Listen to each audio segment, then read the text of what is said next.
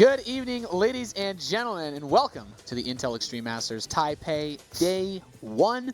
I'm Nathanius. Joining me is In Control. How you doing, man? I am doing well, Nathanius. It is awesome to be back into casting some StarCraft 2. We got fantastic matches, which we were talking about this, the patch kind of changes things, and I'm a little bit interested to see. Because, let me remind the viewers, Lilbow's been preparing for this match since November of 2015. This is it. Right, and he has a tough opponent ahead of him. Of course, we'll be taking you through the round of 8 for the Intel Extreme Masters Taipei. As you can see, we're going to go right down this bracket. We got 4 best of 5s for you tonight. We'll kick it off with Lilbow versus Byun. As you said, Lilbow preparing a lot for this match. We'll follow it up with Soul Key Polt. And then moving forward, we'll have SOS, last year's champion, against the retired MC. And he'll finish the day with Snoot versus Hero. Great mix of games. We got top-tier foreigners taking on top-tier Koreans. I got to admit, I'm a little bit excited to see MC doing well here as well. A guy that has not necessarily officially retired, but definitely said that he's taking a step back from competitive gaming and going to be a bit more of a streamer. Changed his Twitter name, which in the StarCraft universe we know to be the absolute. That's it. If you take the name of your team out or you add streamer to your name, it's about as definite as Facebook relationship. Oh God. Well, that's it. Once you do that, there's really no turning back. I want to rank it higher than that. I want to rank it a little bit higher. It's even stronger than that. I do. I think so. I have no way to quantify this at all, but I have a gut feeling. All right, I'll take your word for it. Like we said, the first match is going to be Lilbow versus Byun. Honestly, with the patch coming in, Protoss players are having a really bad time versus Zerg, but I feel already like versus Terran as well. It's, you have to adjust and whatnot. Yeah.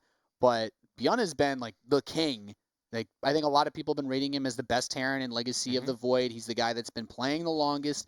Naturally, he's kind of ahead of everybody. Most people follow what he does. I'm sure a lot of Terrans, myself included, will be looking to see what he does in these matches just to try to get something to take away from it. We're going to start the series on Dust Towers. We do have all the maps for anyone that is curious. We'll go from Dust Towers to Laralac Crest, Orbital Shipyard, Ruins of Ceres, and if it goes to Map 5, Central Protocol, which I do find interesting that we had the vetoes. Byun vetoed Prion Terraces, and Lilbow vetoed Ulrina, but they'd rather play Central Protocol for TVP. Ulrina gets a little bit weird, especially in the PvT matchup. It's where we see a lot of kind of Liberator 1.5 base pushes. And Lilbow's the guy that would like to make it weird for his opponent, I feel like, as opposed to being on the receptive end of that. So it makes a little bit more sense for me. And of course, in a best of 5, you're going to get to the dregs of the maps a little bit. You're going to see a couple of weird ones. And I feel like definitely it's Central Protocol does actually fit that bill. Yeah. I feel like it does. And I'm interested in this match as well. Beyond, as you said, one of the guys that kind of out of the gates, like right at the beginning of Legacy of the Void, a lot of people were like, wow, Byun, that's one of the absolute best Terran players you can kind of face. And of course, Lilbow, we make jokes, but the answer is he is one of the best, if not, well, I'd say actually at this point we just say one of the best non-Koreans. Yeah. And he is, what's so cool about him is he's young and determined. So we kind of, because of what he did around BlizzCon, making it kind of, he basically announced the StarCraft universe, like, yo, I'm Legacy of the Void, that's my focus. His results, been good, but not Lilbow good, not WCS champion good. So can he at a major like this, beating a big-name Korean over in Asia, can he kind of make a name for himself? And in the PvT matchups, like you said, very recently, as in a couple days ago, just became a matchup that is not what it used to be. And any time in StarCraft you have a patch change like that, things can get weird. Yeah, I'm expecting this to be a bit of a rougher match for the Protoss, as that patch just kicked in, and this guy has been so good for a while. I'll be doing the honors of observing as we see we're loaded into game number 1 for this best of 5 here at the Intel Extreme Masters Taipei Day 1. Of course, we're looking at the base of the Red Terran player. He is Byun. He's been on fire. If you've watched any online tournaments. Byun on fire? Should we just go ahead and say that? I don't know. On fire, I don't know if on fire. Everybody can't be on fire. Wow. There's Byun opening up probably a Fast Reaper, as we've seen so often. And in the top right, we have the blue Protoss player, presenting Millennium. Of course, he is Lilbow. And this is a pretty darn decent map if you're a Protoss from that perspective. You've got the very easy natural expansion. We'll make a comment on this opening from Byun here in a second. So anytime a Protoss can pretty assuredly guarantee themselves a safe expansion, they're already liking the map. The next question on their mind is, well, where's my third at? And this map does make it a little bit interesting. It's quite a large ramp leading into it, a little bit exposed, but because it kind of shares good distance between the 3 bases, you're not too hyper worried about like drops and getting split up too much. A fairly good Protoss map. But Nate, you saw this opening from Byun, double gas like this. What are you expecting here? So there's a lot of Korean Terran players that have been opening up with this build in the High Grandmaster ladder. It's like pretty much where everyone's looking for builds right now, since there's so few Korean tournaments to watch. Well, I mean this is where I look for builds, and this is pretty common. The Marine opening into the fast reactor. He's going to get a tech lab on this factory when it's done. He will go for a fast cyclone, and he'll build a starport and go right up to Liberator. This is one of the most standard aggressive openings that we see. He hasn't fully saturated his second gas, but I think it's just to make the timing work out a little bit better. Fast cyclone openings for defense with some Marines, and especially with the last patch made that kind of reduced the, I guess, usability of Photon Overcharge, makes doing pressure to Protoss a lot more common. The Widow Mine opening as well is also pretty common before you go for the Cyclone, so that you can afford to start the Liberator on time. I guess it all comes down to how he wants to do it, since he is only mining 1 SCV off of his second refinery. But wait, Nate. Once he has 16 on those minerals, guess what he's going to do? He's going to switch over the rally. This is very... See, now this is like the respect barometer for me. Like, if it's a guy who's a little bit sloppy, like say myself, maybe TLO, you're like, oh, we made a mistake. Calculated. What an idiot. No. But yeah, but if it's like... And the guy that really kind of made this popular for me was Naniwa. His gases, man, it was like an art on itself, and it was just incredible to watch. But obviously that's planned. He wants to have the...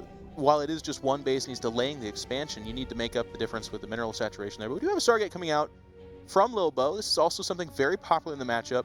The Oracle, of course, in Legacy Void has a lot more utility to it than just as a harass unit. What I'm kind of curious to see is we've been seeing some Protoss players in the PvT matchup and actually in the PvZ as well go beyond just 1 Oracle. And it's not like a 1 base all-in type of thing, but like I have 3 or 4 flying around. It's kind of an anti-drop. It's kind of I constantly know what your tech is with the scouting ability. And then, of course, you need to make quite a bit of defenses to hold off that. And we have a proxy gateway going out on the map, so Lilbow's opening up the door to get aggressive. Meanwhile, Byun heading across the map with this drop. He's got a Widow Mine in it. He's following this up with a second Widow Mine and a Liberator. So not the super fast Cyclone rush. He wants to try to get some damage done. And you know what? Decent pylon placement, Nate, but if he's not there to charge it, and he does get the... Here comes the Phoenix. He's got to pick up the Widow Mine. It does do that, so it's going to give it a chance here to do something. But where is that Mothership Core? He doesn't even have one. Well, he's going to abandon the attack. Good pullback by Lilbow. Minimal probe loss, if any, actually. Did he lose any? No, just well, okay, come. Just 2. Okay, oh, he's basically nothing. He's moved in from the other side, though, and he's bringing the drop back at the same time. The Hellions actually ran by during this into the natural expansion, so up to 8 probes killed. I guess the Hellions managed to come in and make a play. The Medevac pushed back for now. Keep in mind that Liberator is still on the way over, but are the Phoenix going to move out? I don't think so. No, so here's the next question, though. With those Phoenix out, by the way, this Liberator, it's going to hope to sneak in. Oh, they're friendliest stalkers in the neighborhood. Okay, they could have gotten I know what they were there to do, but they didn't actually. The Liberator is going to be deflected by the Phoenix should the Phoenix be on that half the map. But here's the next big question, Nate. There's a lot of offensive stuff being warped in just outside the base. We saw quite a few probes go down, so it's really a question of, can Lilbow make up the difference? Now, keep in mind, these Marines are unupgraded. They don't have combat shields, no stim, nothing, so it could get dicey over there. Yeah, the Phoenix are going to come in to scout this out a little bit, see what's going on as we have a siege tank finishing up. There's no missile turrets, but there's no Oracle, so that Liberator. And that Liberator does show up. 2 kills. The probe's not reacting at all, losing a lot. At the same time, he's just trying to make this push up the front. The tank is not sieged. Stalkers are going to try to break this ramp as the Phoenix come into it. I'm assuming he's just going to try to lift up the siege tank with his Phoenix if he gets too close. The tank had to pull back here a little bit. The Marine count getting a little bit lower, though. They are going to swoop in here. Keep in mind, one of the Phoenix are fairly low in health. The Stalkers don't have the highest amount of DPS, so I do feel like with the SCVs and the tank and the Marines, this is going to be deflected. Liberator's moved into the main base, keep in mind, and we are seeing some probe loss. Yeah, he's not building anything out of that Stargate. There's nothing at home to defend, and Byun holds GG as he takes game number 1 in this best of 5. I mean, the Liberator counterattack worked really well with Lilbow wanting to get aggressive, so it's like, okay, Phoenix are great against Liberators, but not if they're on the other side of the map. No, and I feel like this is just, Lilbow had a planned kind of, I don't want to say tunnel vision, is almost too negative, but he was definitely like, I'm going to do a 1.5 base all-in. Like, I'm going to lose, I lost a few probes in my natural, not the biggest of deals. Of course, I would have liked to have kept them, but I'm warping in and going for it. And I feel like, and this is kind of one of those what-if moments, if he picks off that medevac with 6 Marines in the middle of the map, Yeah. I feel like this could have been actually a flip. His Stalkers could have. The medevac was very low on health, would have been a nice pickoff. And I think when you're holding, especially with SCVs in a position like that, using them to buffer for you when the medevac's healing them too is really, really nice, because those SCVs are obviously like a really important part. Otherwise, the Marines get overwhelmed very quickly. But a little bit of RNG factor in this game too. Like, I mean, we're kind of talking about if you lose the medevac, that's a big deal. But also, he was really in his head. He's like, okay, I lost some probes. I saw that he did a fairly unupgraded opening, like unupgraded Marines, just a single Widow Mine, not facing a lot of tech there. So in his head, I got to make gateway units and go for this. But if he would have waited just a few moments, picked off that Liberator with his 3 Phoenix, which he very easily can do, and then go in with like 4 or 5 Phoenix, a slightly more robust economy, maybe he cracks that shell. Because maybe in that time you're facing 2 or 3 tanks, but you can pick them up.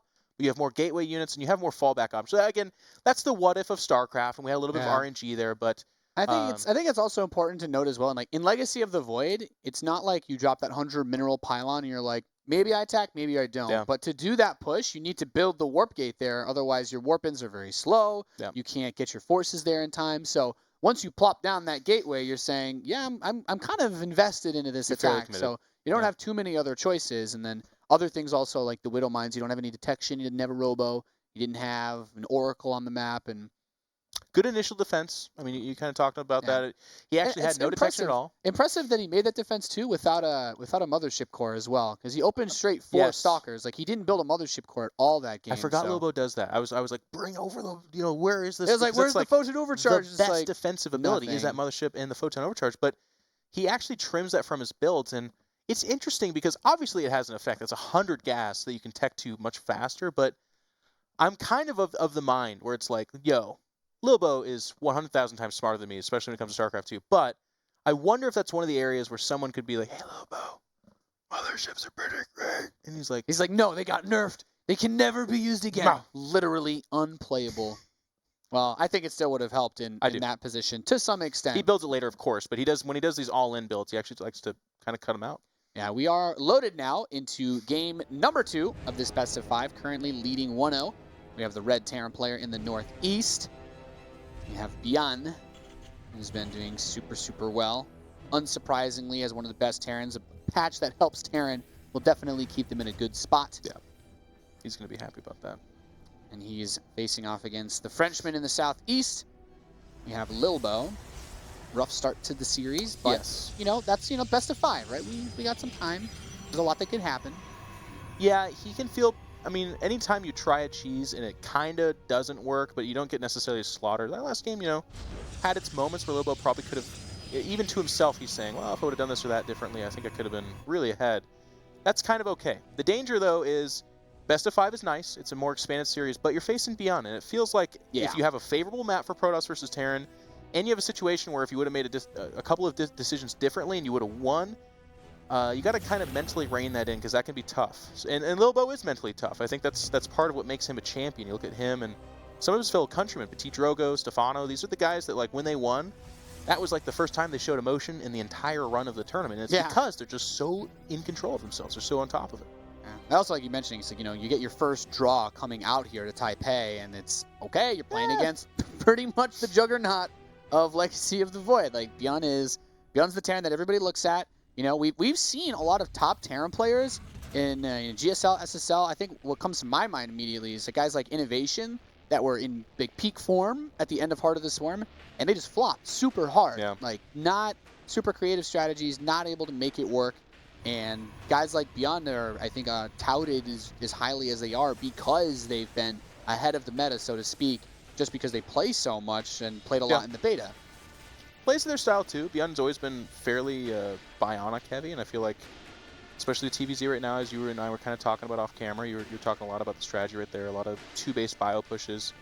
But also the TVP matchup, there was some talk about mech, and there's definitely some Swiss Army openings where you see a little bit more diverse units, but it's still very bio heavy, and it still very much so comes down to, can you drop really well? Can you parade push even against a Protoss? That's something we're seeing a lot more of. There's no Colossus Storm combinations for the most part, so you're not facing a death ball that you cannot possibly rock. If you got good micro, good macro, you're going to be doing better in Legacy of the Void.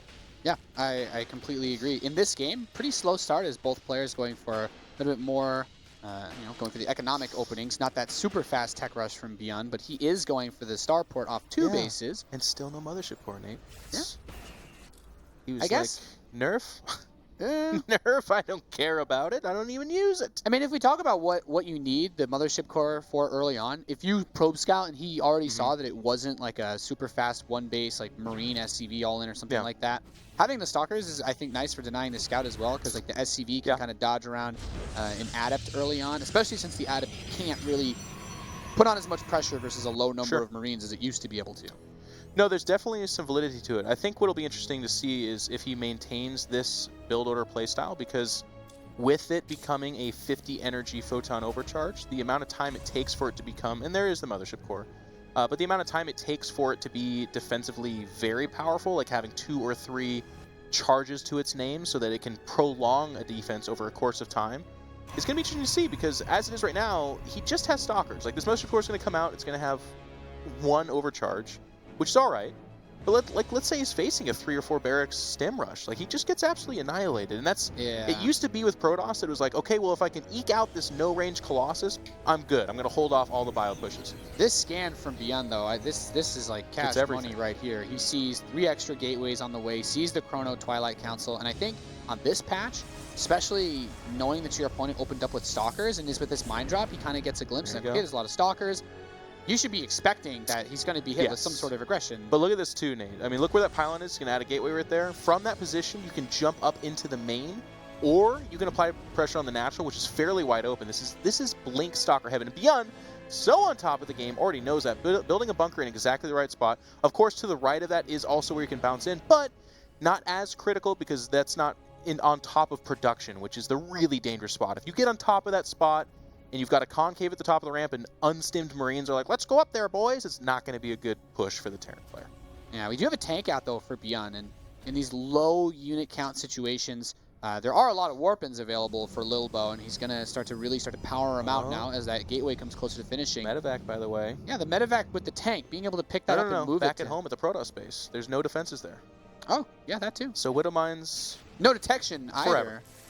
That is unfortunate. They're trying to blink into the main base. He does snipe the siege tank, though. The bunker is going to be able to hold on. There's a lot of Marines here, too. I think being able to defensively blink away is also really important. He's just going to... he just dives right on the next siege tank. But there's so many Marines here with the SCVs to buffer while he's losing probes back home. Is it going to be enough? 9 probes dying. He's killed 4 or 5 SCVs so far. Keep in mind, of course, Byun still has a lot of forces out on the map as well. Killing both the tanks is the beginning to something good here. There is no Widow Mines in the main base, I believe, so his economy is fairly okay. If he can crack this bunker, this could be the beginning of the end for Byun, because he does, again, just have those slow Marines going forward here, and he's going to... The bunker's still holding a little bit too long, and the mothership core is going to get picked off as well, which is a kind of a big deal, because that's how he bounces in the main. So right now, Byun says, you can only come to my natural. Any tanks that I make are going to go over there. My Marines are going to focus on this location, and if this defense goes on, by the way, the damage is done to the natural, which I feel like... He's killed a lot of probes. 16 total this game. There's the fancy micro. GG. Byun takes game number 2. I mean, I feel like if you're Byun, you make that scan, you've already opened with a factory, and you just say, okay, if he's rushing adepts, he's going to lose, because adepts are not as good. He didn't see a forge or anything. I mean, not expect... an attack would come much later to have, like, +1 adepts with a robo with that as well. So... Now, the bunkers were brilliant, and the tanks were good. The first blink to kill that first tank was incredible. Really good decision. And this is where there's so much Protoss salty tears in the back of my metaphysical brain. Like, I want to cry, but I'm a commentator, so I won't. But the second blink, and I know what he's thinking. He's like, okay, if that tank stays, I'm going to pick off a depot. I'm going to waltz around and maybe delay the minerals, but that's not enough damage. I'm in all-in mode right now. So he blinks forward, gets the tank, but in doing so, loses the amount of stalkers it takes to be a threat to win that game. And from that point forward, with the natural getting uninhibited harassed by 2 Widow Mines, as you said, 9+ probes were dying. I mean, and there was no detection in sight. He didn't add a robot, didn't have a Stargate. He was like, this is it, I got to do it. He had no way to actually get rid of those mines, even if he sniped the first tank and then, like, backed off. He's like, okay, I killed some SCVs, but killing some SCVs isn't going to do it in that position. No. The bunkers, I have to say, once again, really, really nice. And just... making sure to constantly build Marines out of that 1 reactor barracks. He had a lot of Marines. He kept both bunkers filled and had enough moving around that with his SCVs, he could shut down the attack, which was also really good. So I feel like you have to be kind of on some level a little bit of a StarCraft 2 uber nerd to appreciate that game, because I feel like if I would have sat down a friend who's not super familiar to StarCraft, they'd be like, that was dumb. I mean, a couple of tanks blew up and the Protoss left. I don't understand what's happening here. But the bunker timing, it was preemptive. He knew where he was coming, picking off the mothership core, sealing the deal. But as you said, continuous production, and also kind of a little bit more of a subtle note, but not pulling SCVs too early, by the way. With that first blink, did not pull the SCVs. It was on the second blink that he did. And I think one of the things that Terrans do too often is like, they sit all in mode, all hands on deck, and they throw all the SCVs in, and then they do hold off the attack, but they lose so many SCVs that the Protoss player's like, wait a second, I'm not dead yet. Then they die to mules, but there's a moment where they think they don't. He does still have the Widow Mines in his mineral line as well. So would have been. I mean, it's an unfortunate thing, right? It's like you get blink stalkers that fast, but to have high ground vision, then you need your mothership core, which means nothing at home, and everything goes really bad. It's already 2-0. I would really feel bad. And again, this is like, Lilbow's got his game plan. Let him go for it. As you said, he's playing the Juggernaut. So again, there's a lot of top-notch players that look at this kind of matchup and say, well, I got to cheese to win, to have any chance at all. If I just do a straight macro game with Byun, LOL, nerd, I'm going to die. Yeah. But I want to see something else from Lilbow, because while he has always been fairly all-in oriented, I feel like he's always had the ability to fall back on a pretty strong mid-game. Again, pretty aggressive. It's always like 2 or 3 base aggression. But this like 1.5 base, I don't have, like, if you counter me at all, I'm just dead because I have everything at the front of your base. It's not working. Byun is defensively opening up with small drops. And I think on ladder, a lot of Terran players are probably seeing that as Protoss are trying different things, since the Adept Warp Prison build isn't really, it's not as good as it used to be. Just a brief update. It does seem, I think Lilbow is just like requested like a break. He's like he's gone to the bathroom or something. So the referee said, good. It's been an intense 10 minutes for him. You know? Yeah, it's been a rough 10 minutes for him. So it'll be a couple minutes before we get into the next game, just so you guys know. Thank you all for tuning in. Hopefully folks having a good evening. We got a lot more StarCraft to come, as we're only potentially one map win away from the end of this best of 5. It's looking a little bit grim, but again, it's going to Orbital next too. Yeah, as well. It's a pretty standard map. Like I don't know how many out of left field builds he has for TVP. Oh come on, we're Protoss. We haven't even begun to cheese. You wait. He's like, we've only been doing Adept all-ins, but now that we can't do that, like we open up the rest of the universe. There's more. But yeah, it's actually kind of a nicely timed timeout for Lilbow, not to get too, again, like dramatic and create this narrative of like. Don't want to get super tilted. But yeah, take a minute. That's actually something that I probably could have done a lot better in my professional careers. I played a lot of games where I was just like, no, get in the next one, go, go, go, and I'm just like the whole time shaking and sweaty and just upset. But Lilbow taking a moment here to be like, okay, neither of those things work. Maybe he's smoking a baguette right now. Yeah. A pack of baguettes. Certainly has his hat on. I don't know if baguettes are popular in Taipei. Well, Frenchmen's, they don't leave without it. You can get them anywhere. Yeah, basically their fingers are baguettes, and they just kind of chop one off and then eat it and then it regrows. Yeah, it's going full SpongeBob there. So you guys know as well, for anyone curious about like where we are, example, we're broadcasting this from the ESL studios in Los Angeles, California.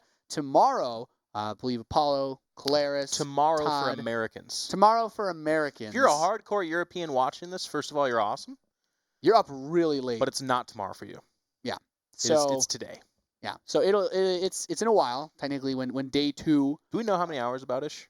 I actually have no idea. Because you saw this too. You tweet out like, hey, Jeff and I are casting at 6 p.m. Someone tweeted us and said, what is that in GMT?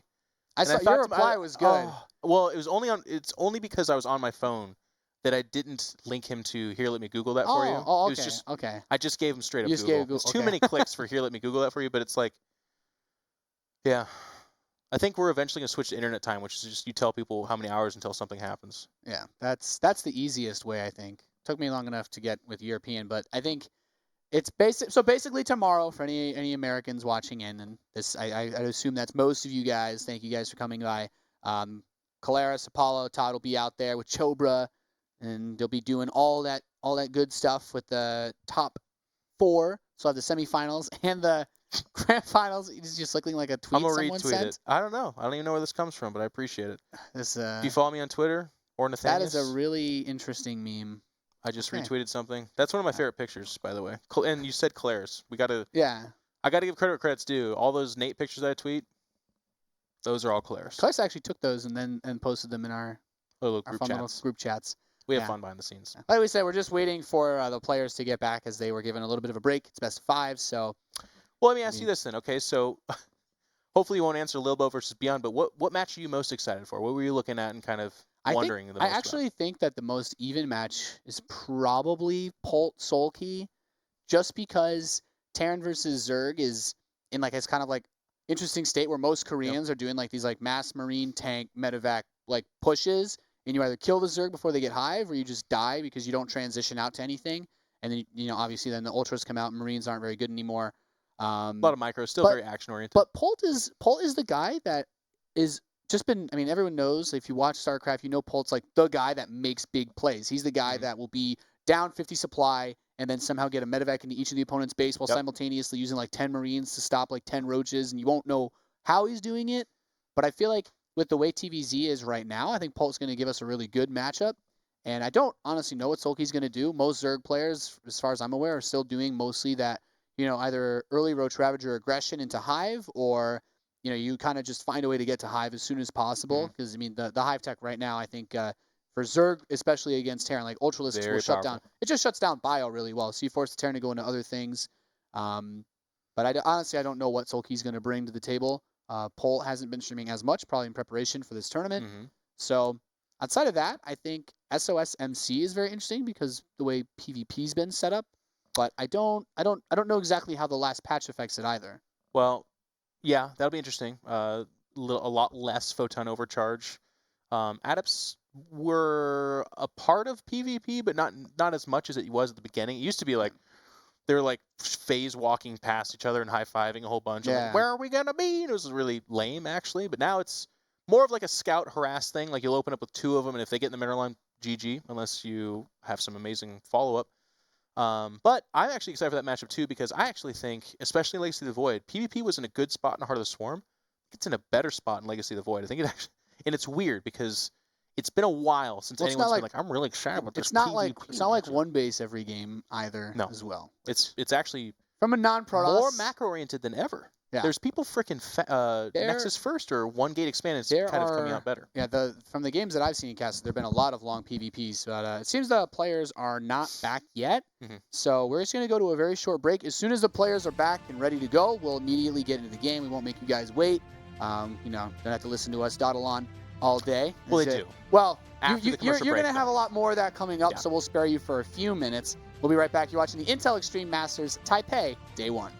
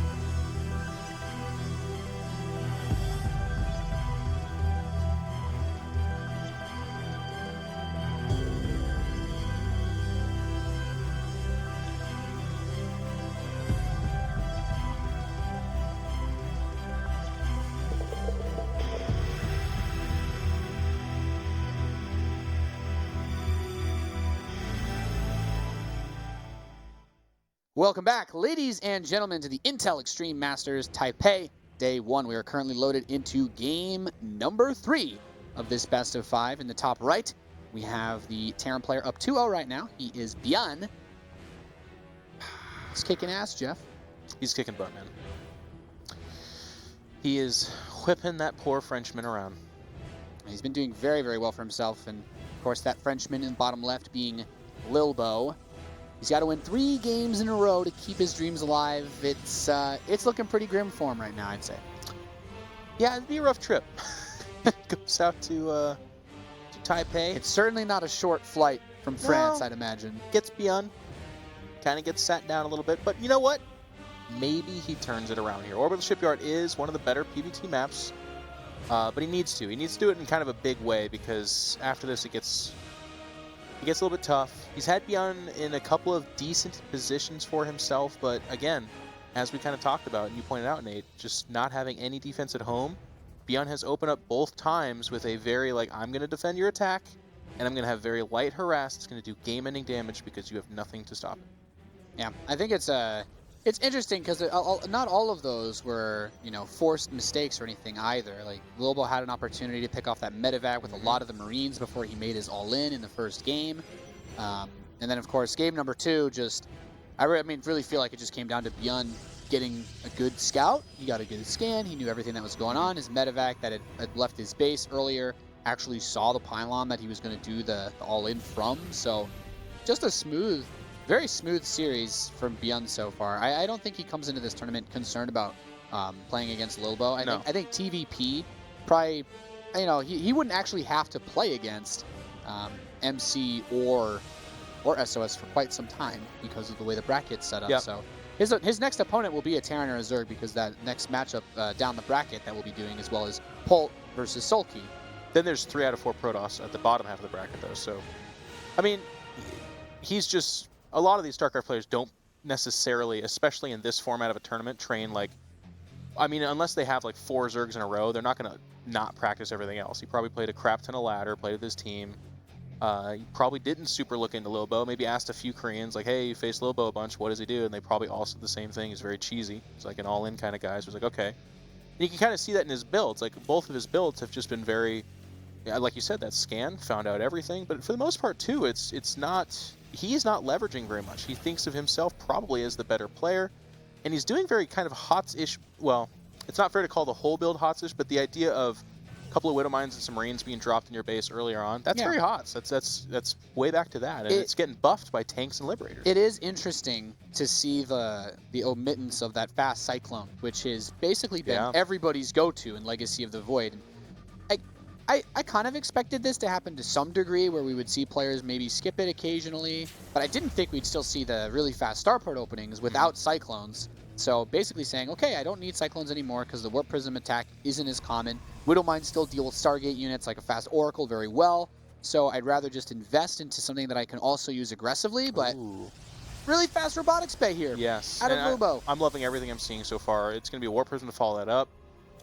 Well, to follow up the Observer, excuse me, but we're seeing a build from map 1 here from Byun. It's going to be kind of a Marine Widow Mine drop with some probably Hellions. I believe that's a reactor being added there. Or is that a Tech Lab? Tech Lab. It is a Tech Lab. So maybe a slight variation. Actually, it's just going to be the 2 I like the Viking, though, because he's following up with this. It actually helped him a little bit keep the Phoenix away from his tank, and he drops the scan, and he sees everything. He sees the Warp... He doesn't see the Warp Prism finish, but he sees the Robo going, and he sees the Robo Bay. And I think seeing the Robo Bay early on as a Terran tells you pretty much everything that you expect to know. I would be really shocked if Lilbow did some sort of crazy Colossus all-in. I mean, Disruptor drops... Really? Shocked? Yeah. That's what he's going to do, bud. Really? Yeah. Prepare to be shocked. You know what, Jeff? Did you It's never mind. I'm completely wrong. Okay. I was gonna say, I'm like, disruptor drops are what I've seen be really effective. Colossus are okay. And then you talking about these Heart of the Swarm styles, you're like, you got me doubting myself. Well, he's gonna go Colossus. I was watching some Petite Rogue and Lilbow. They do make Colossus, more Petite Rogue than Lilbow, but not here. Give me the disruptor drop. I do like the slightly more defensive opening, but as I said that though, it's oh, he does get the Widow Mine. That's good. And a little bit of damage. 5 probes though. 5 probes.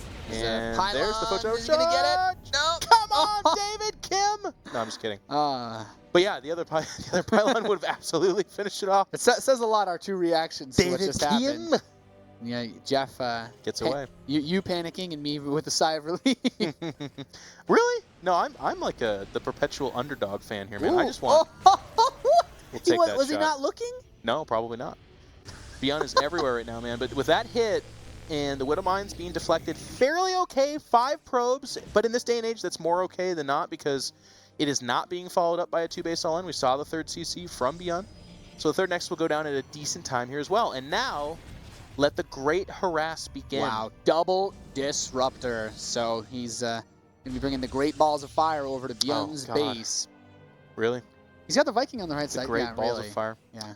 Well, there will be many jokes like this made throughout the entirety of Legacy. More of the Void. so, okay. Yeah. Until they change the disruptor into a cube, these jokes will never stop. Broadcast. I was going to say, the longer this goes, the more genders that will get referenced. But for right now, the Observer winning the MVP award, knowing and showing where these forces are. And you did say that Viking is there, and of course that would be Bad News Bears. It still is Bad News Bears in terms of how much harass is going to get done. Oh, okay, we got the Viking doing nothing.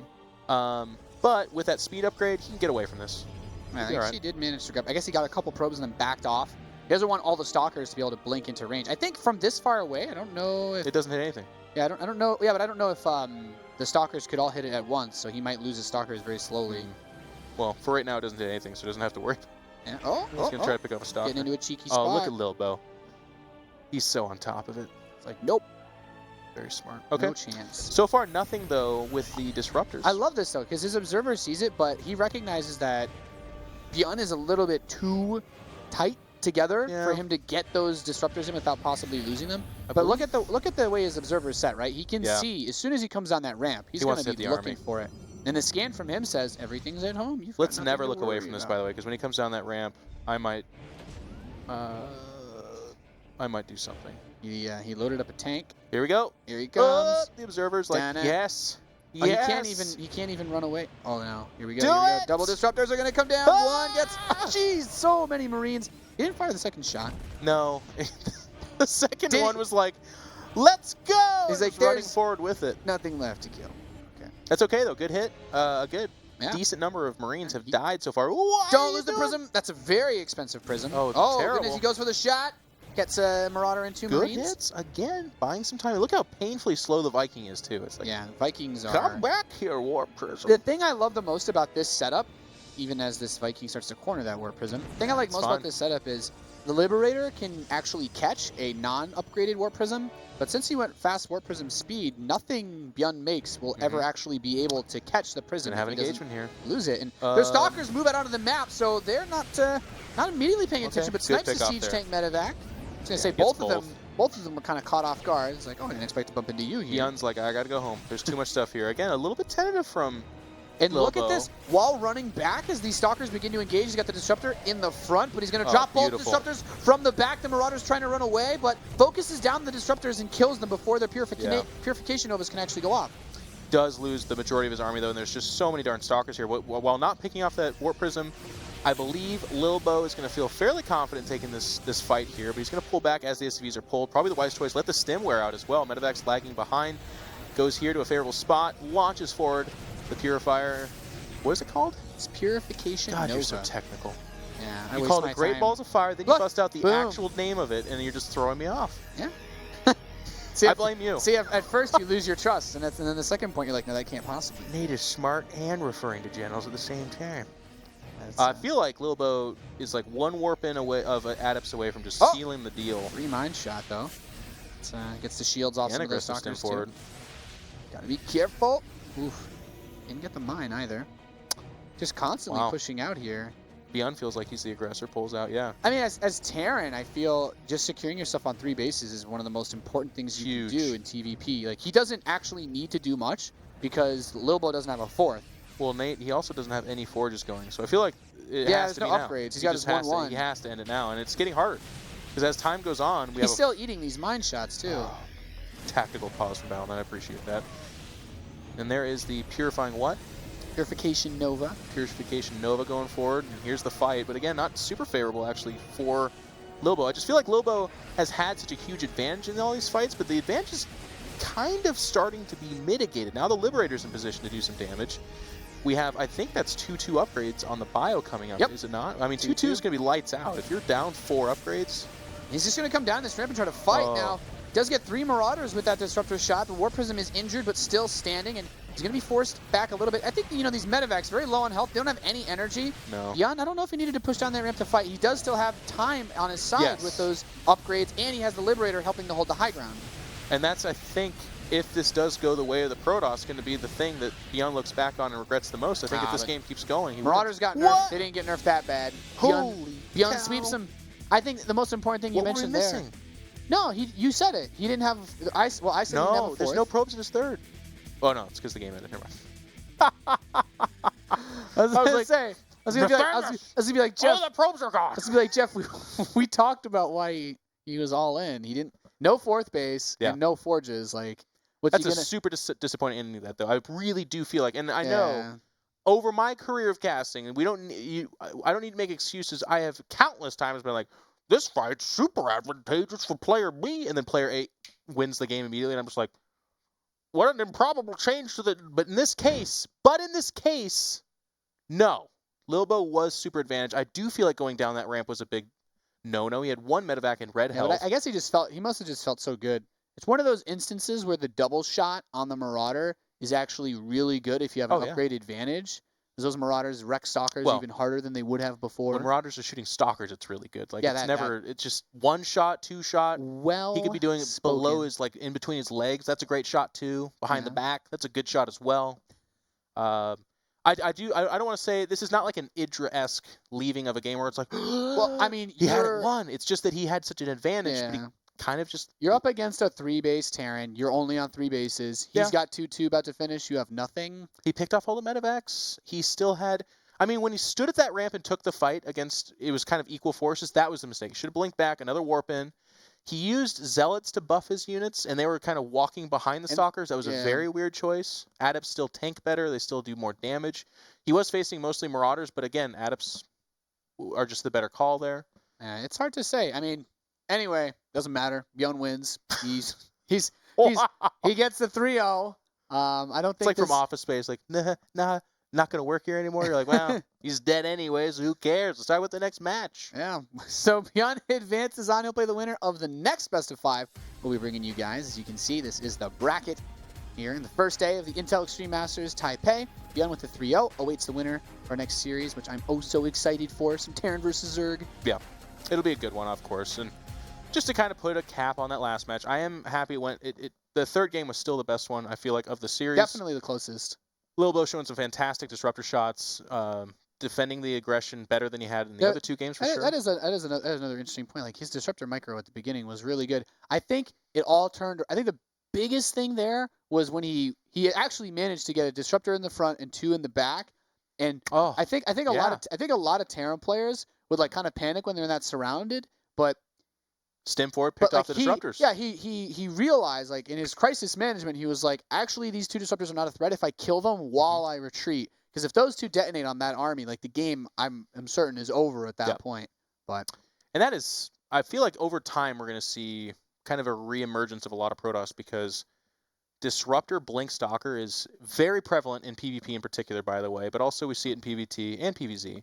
But it's one of those armies that I feel like it shoots right up to the top as one of the hardest armies to control. Stalkers are absolute crap unless you control them really well. And once you control them really well, they become amazing. Disruptors, I would say, are even higher on that kind of radicalness. Doing them both at the same time is really, really tough. Oh, man.